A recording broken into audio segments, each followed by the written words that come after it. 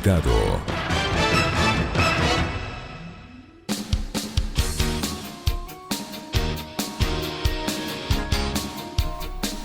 Ya son las 7:54. En el segmento de entrevistas cambiamos de tema. La fiscal general Diana Salazar ha anunciado que en el caso Sobornos existen más de 500 evidencias o elementos de convicción que confirman la existencia de una estructura criminal, supuestamente liderada por el expresidente Rafael Correa y el ex vicepresidente Jorge Glass. Sobre la audiencia que se desarrolló en este caso, nos explica a continuación el abogado Harrison Salcedo, que es justamente abogado del ex vicepresidente Jorge Glass. ¿Qué nos puede decir? Buenos días, le escuchamos. Muy buenos días con todos. En efecto, el día de ayer se desarrolló parte de la audiencia evaluatoria preparatoria. Recordemos que en un principio las defensas técnicas de todos los procesados trabajamos arduamente con relación a los pedidos de nulidad que se genera por parte del mal manejo de procesos por parte de Fiscalía. Entendamos que la ley está prevista de ciertas solemnidades que garantizan el debido proceso desde nuestra Constitución. Y ese debido proceso fue vulnerado, fue pisoteado, fue básicamente vapuleado por parte de la autoridad, tanto de la Fiscalía como de la jueza que está ahí para garantizar los derechos de los procesados. Y esto hay que decirlo de forma clara y meridiana. Vivimos en un estado de derecho en el cual la politización de la justicia se ha dado a tal punto en el cual ya no podemos contar con recursos que sean justos dentro de la medida de lo posible para garantizar los derechos de las personas procesadas. Si el tema es mediático o el tema tiene tinte político, pues ahora se falla en función del populismo penal, de las masas, de la opinión pública, y ustedes saben que la mayoría de veces esta opinión pública puede errar de alguna forma.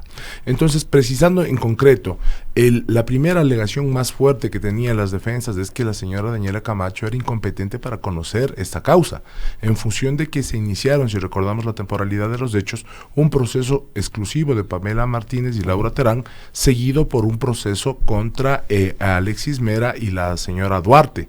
Entonces, cuando ellos juntaron los expedientes, vulneraron normas de derecho, ya que no había identidad entre las personas que estaban metiéndose en el proceso y el delito que estaban investigando. ¿Sí? Y ayer lo reconoce la jueza Daniela Camacho y le dice a Fiscalía que actuó de forma prematura con el tema de la instrucción de Mera y Duarte, con un tipo penal de concusión que luego fue reformado. Finalmente, la señora jueza de la Corte Nacional se defendía de todos los ataques, por así decirlo, de la defensa, en la que se restaba su legitimidad y en la que se evidenciaba que no podía excederse el plazo establecido en la ley para la instrucción fiscal de 120 días, y esta duró 156 días. Es decir, que se vulneraron los derechos de las partes, sin perjuicio de que Fiscalía terminó anticipadamente la instrucción fiscal, y a la mayoría de los sujetos procesales que nos vincularon al último nos dieron menos de 30 días para hacer una defensa en un expediente que ya tenía a la fecha de la vinculación más de 55,000 hojas. Entonces, con esa melódica, el día de ayer la jueza se defiende indicando que por la concurrencia de infracciones que habló la fiscal, es decir, como había asociación ilícita, como había tráfico de influencias y había cohecho, todo era lo mismo, entonces que no cabía ninguna de las alegaciones de la defensa. Parece que no se prepararon, no se organizaron entre ellas, y el día de ayer la fiscal Diana Salazar dice que por principio de objetividad no, le quedó grande el trabajo, no lo pudo hacer, desde un principio sabíamos que no podía hacerlo, no pudo el retiro acusar, de sus cargos precisamente, claro, de asociación ilícita y tráfico de influencias. No pudo, ¿cómo se llama?, sustentar asociación ilícita. ¿Porque no tiene pruebas? Porque no tiene pruebas. Entonces, no pudo sustentar asociación ilícita, no pudo sustentar el tema de tráfico de influencias porque era una figura penalmente derogada incluso, ¿sí? Porque estamos hablando de un proceso 2012-2016 y recién el Código Orgánico Integral Penal tipifica el tráfico de influencias a partir del 10 de agosto de 2014. Entonces no tenía. Y con eso se le desarma toda la teoría del caso y se le desarma el escudo que armó la Corte Nacional para decir todo está bien en el proceso. Sí, son todos los mismos procesados. Entonces, a buen entender, se debió haber hecho un proceso de cohecho entre las empresas supuestamente aportantes y la persona que recibió supuestamente el aporte, pues, y probarlo. Pero yo no tengo que ver con el supuesto cohecho cometido con Laura Terán, yo no tengo que ver con el supuesto cohecho cometido por los otros sujetos procesales. Pero aquí va un tema más allá. Se ha comprobado que Laura Terán, pero que Pamela Martínez y Laura Terán tenían pleno conocimiento de lo que ellas estaban haciendo, a nombres de terceros. Eso no está probado. Lo que sí está probado son el ingreso de los dineros en su cuenta. Lo que sí está probado es que intentó fugarse del país. Y sin embargo, la fiscalía, como siempre, al igual que en el caso de Odebrecht, que les dejaron libres, les deja libres a las dos señoras. ¿A cambio de qué? De la colaboración de un testimonio mentiroso que involucra el resto de procesados y que supla las falencias investigativas de fiscalía, con cuadernos forjados, con expedientes y elementos. Dicen siempre 500, 700, piensan que por nombrar números o hojas al mayoreo, eso es justicia. Entonces yo voy a poner 1000 elementos de descargo, pues yo tengo el doble, yo gano. No se trata de eso. Se trata de justificar técnicamente los verbos rectores del delito y se trata de justificar técnicamente que los hechos cometidos por alguno de los sujetos procesales se subsumen en la conducta o en la norma que está supuestamente penalmente reprimida. Si eso no lo pueden demostrar, no me pueden decir es que le vieron con sobres que no sabíamos qué contenían, es que fulanito dijo que se ha entregado dineros. O sea, eso es el cohecho. Y si va a seguir esa línea investigativa, por eso yo ayer me reí y les decía, se les cayó el caso, porque dicen que se ha cohechado y que se ha hecho a través de favores para beneficio de contratación pública. ¿Acaso que la persona que supuestamente ha recibido el dinero ha contratado de forma directa? Entonces deberían haber metido de presos o habían metido en el proceso a todos los entes de control y autoridades de las instituciones en las cuales se generaron contratos. Pero a diferencia de todo, esto también constituye un delito de peculado. ¿Por qué no investigaron el peculado? Entonces están totalmente equivocados. La Fiscalía va atropellando el debido proceso y a los sujetos procesales con la veña de la Corte Nacional. Ahora, pero ¿qué es lo que sigue entonces? Porque se ha comprobado, inclusive en un momento dado la defensa dijo fraude procesal. Por supuesto. Y entonces, ¿cuáles son los pasos a seguir? Si es que de todas maneras la jueza Camacho sostiene que el caso continúa en investigación. Aunque suene pesimista, como defensa de Jorge Glass, nosotros no esperamos absolutamente nada de la justicia ecuatoriana y mucho menos de la Corte Nacional, por duro que suene eso. Pero es grave.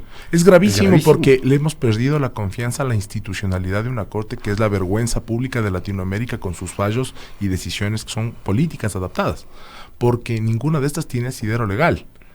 Siempre van a tropel, como vuelvo y repito, tratando de enmendar los errores del anterior para que se vea menos grotesco, y al hacerlo lo único que hacen es agravar la situación jurídica de las personas. Yo considero que ni en este ni en los otros casos que se están manejando dentro de la Corte Nacional vamos a tener imparcialidad. Y así se lo demostró incluso con el tema de las recusaciones. La recusación presentada por Jorge Glass era una de las más sólidas y firmes porque le atacaban directamente temas importantísimos de derecho de Jorge Glass, personalísimo. Y justo esa demanda de recusación no es calificada ni admitida por otro de los jueces que también ha integrado parte de los tribunales que han sentenciado a Jorge Glass. Entonces, si estamos dándonos la vuelta con los mismos sujetos procesales, en los mismos casos, ya tenemos básicamente partida la decisión política porque se han pronunciado sobre esos temas. O sea que se avecina un proceso que terminará seguramente con una sentencia. Estoy más que seguro de eso, por lo menos estamos claros que ya se les fue de las manos la posibilidad de una sentencia, que en su momento ellos decían es que hay que ver el quantum de la pena para dictar la prisión preventiva, porque estamos hablando de 17 años de condena. Ahora es de 6 meses a 3 años. Por cohecho. Por cohecho. Antiguo Código Penal, que también es imprescriptible y se puede juzgar en ausencia. Y esto lo van a hacer porque da lo mismo estar ausente que estar presente. Si ayer casi nos amenazan con sacar a varias defensas técnicas, que solicitamos algo que es legítimo y legal, que es que Fiscalía puntualice qué, cómo, cuándo, dónde y con quién se cometieron los supuestos delitos. Y se le permite nuevamente que hable de manera general, dice siempre elementos comunes, y luego pasaremos a los específicos por estrategia. No hay estrategia de defensa de Fiscalía. Hay un mandato legal que está reprimido en el Código Orgánico Integral Penal en el que dice Fiscalía tiene que al momento de acusar, individualizar la conducta de cada sujeto procesal, de cada procesado y decir cómo, cuándo, dónde y con quién cometió el delito, para entender de qué defenderse. Porque si no, yo no tengo de cómo defenderme si me está diciendo elementos generales. Si me dice que los delitos se han cometido en el edificio Concourse, yo comprobar que nunca llegué al edificio Concourse, me defiendo. Claro. Y se ha cometido este abuso de la figura de colaboración eficaz nuevamente, ¿no? Se comprueba, ¿no? Porque supuesto. evidentemente los testigos así lo demuestran. Los Están saliendo testimonios, libres. los testimonios de Concienzados Santos son Claro, un en el caso fraude de Brecht procesal. pasó. Ujú. Son un fraude procesal, dicho por la propia Corte, entre líneas. Porque en la casación del tema Odebrecht se dice que Fiscalía no debió haber dejado en libertad y sin procesar a los representantes de Odebrecht en Ecuador. Y que se inicie, en teoría son los que empiezan a corromper. por supuesto, y que se inicie de oficio la investigación nuevamente contra ellos. O sea, se dan cuenta lo absurdo de una delación premiada, supuestamente.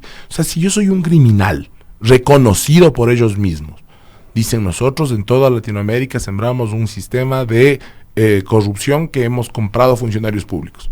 Pero yo voy a salir totalmente bien librado si digo o delato a quien ustedes me digan que quieren que delate. Ese es mi premio.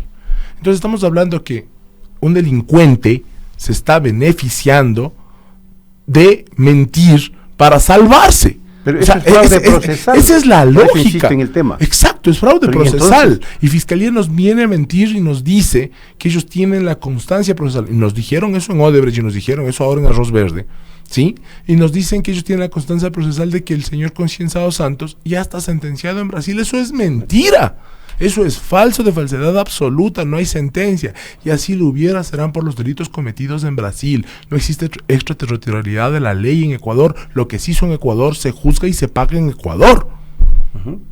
O Ahora, porque les reprimieron en Perú van a tener que decir ya pasó en Perú. No, señores, por eso es que están en cada país pagando. El Ecuador es el único que no ha recibido un solo dólar. uh-huh. Pero Pamela Martínez, por ejemplo, con el famoso cuadernito aquel, ¿cometió fraude procesal? Por supuesto. ¿Y qué va a ser la defensa de Glass? Es que ya se ha alegado todo esto. Mire, es tan absurdo el tema. Porque salen libres como que no hubiera pasado nada. Es tan absurdo el tema que se parte del hecho de que para dictar las prisiones preventivas y para iniciar los procesos contra varias personas, es decir, la formulación de cargos o las vinculaciones, se parte del famoso cuaderno. Y después del cuaderno pierde toda la veracidad ya cuando las pruebas técnicas demuestran que el cuaderno es del 2019 y que el puño y letra escrito es en la cárcel de Cotopaxi, ya cuando ella estaba presa. Entonces no es pues el tema como nos vendieron, pero sin embargo de eso dicen que ese es uno de los 700 indicios que tiene la Fiscalía para acusar. Yo quisiera ver esos indicios, pero lo vamos a ir analizando porque todos son temas absurdos. Son 100 hojas de documentos que dicen es el puño y letra de Pamela Martínez. ¡Claro que es el puño y letra de Pamela Martínez! ¿Dictado por quién, pero? Bueno, eso está en investigación también, Por me imagino. supuesto. Entonces, si nos dicen, es que tenemos las declaraciones que les vieron entrando al edificio Concord a determinadas personas. ¿Y? Dicen que CENEL ha pagado las oficinas del edificio Concord donde operaba Pamela Martínez. Pues pregúntenle a los dueños de CENEL qué pasó, a los directivos de CENEL, ¿por qué no están ellos vinculados en el proceso? Como muchos otros también que estaban involucrados. Pero vamos a ser claros, vamos a ser súper claros. Aquí hay una de Excel imputación, de la señora aquí hay una imputación selectiva por parte de Fiscalía. A mis amigos no, a mis interesados no, a los clientes de mis amigos abogados que me pusieron en el poder no, y al resto sí. Pero entonces, ¿qué queda? La instancia internacional, no queda otra. Por supuesto. Porque ustedes no confían en... No confiamos. en el accionar de la Nosotros justicia. necesitamos que todo este proceso, este camino se termine para ir a la verdadera justicia internacional, en la cual en su momento se dirá lo que ha sido esta persecución política, lo que ha sido este fraude procesal y lo que va a tener que pagar el Ecuador por la responsabilidad de haber hecho eso a través de sus órganos de justicia. ¿Qué implica? ¿Qué dice el ex vicepresidente Glass ante todo esto? Él tiene la moral muy en alto, sabe y se siente inocente, confía en su defensa, confía en que estos pequeños pasos que hemos dado, porque aunque no lo crean, yo lo tomé ayer como una victoria, el hecho de que Fiscalía recule en acusación de 2 delitos gravísimos.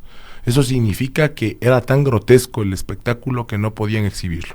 Uh-huh. Entonces, y en el tema fraude procesal, ¿qué procede? ¿Ustedes podrían enjuiciar a quienes cometieron este fraude por procesal en un momento supuesto, y determinado? se lo hará en su momento con Vaca Mancheno y se lo hará en su momento con la señora fiscal Salazar. ¿Por qué? Porque ellos están haciendo lo que quieren con la justicia ecuatoriana. Aquí hay un eminente, se ha borrado la línea de los derechos. Yo no puedo creer, y voy a hacer una analogía muy simple, que se hable del riesgo de fuga. para encarcelar a una persona como el señor Virgilio Hernández, que se presentó voluntariamente a la audiencia pese a que tenía ya la protección política de otro estado, versus la libertad de ese mismo día de Pamela Martínez, que le cogieron en el aeropuerto intentando fugarse, porque eso dijo Fiscalía cuando le detuvo, que le dicta la prisión preventiva porque le encontraron en el aeropuerto queriendo fugarse. Entonces yo no entiendo, porque la lógica, ya esto no es derecho, esto es una lógica. ¿Cómo es que el riesgo de fuga es más grande en Pamela Martínez, que le cogen en el aeropuerto, que Jorge Glass, que tiene una sentencia de 6 años y ejecutoriada y está en la cárcel, a órdenes de las autoridades? Entonces ya no se explica esto.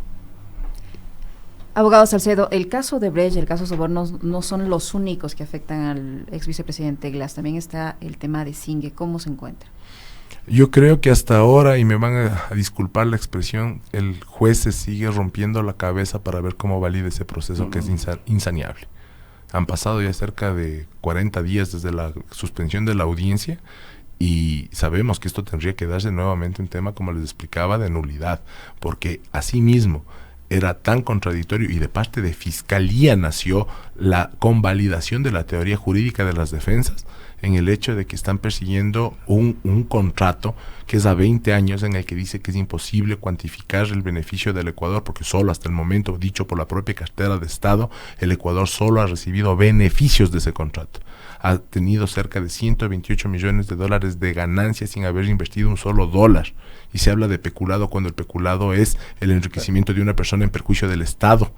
Entonces, en ese sentido, la fiscal nos dice que no nos sorprendan con que ha ganado el Ecuador 128%, porque eso lo dice la cartera de Estado correspondiente al 2019, que el Estado ha ganado. Que no nos sorprendamos porque es un contrato a 20 años y nada está dicho. Entonces, de la misma lógica, se le preguntó a la fiscal, entonces, ¿usted cómo puede hablar de un perjuicio si falta el contrato todavía 10 años más? Bueno, muchas gracias, abogado. Gracias a ustedes por la invitación. Harrison Salcedo, abogado de Jorge Glass, aquí en los estudios de Pichincha Universal. Hacemos la pausa. 8:11.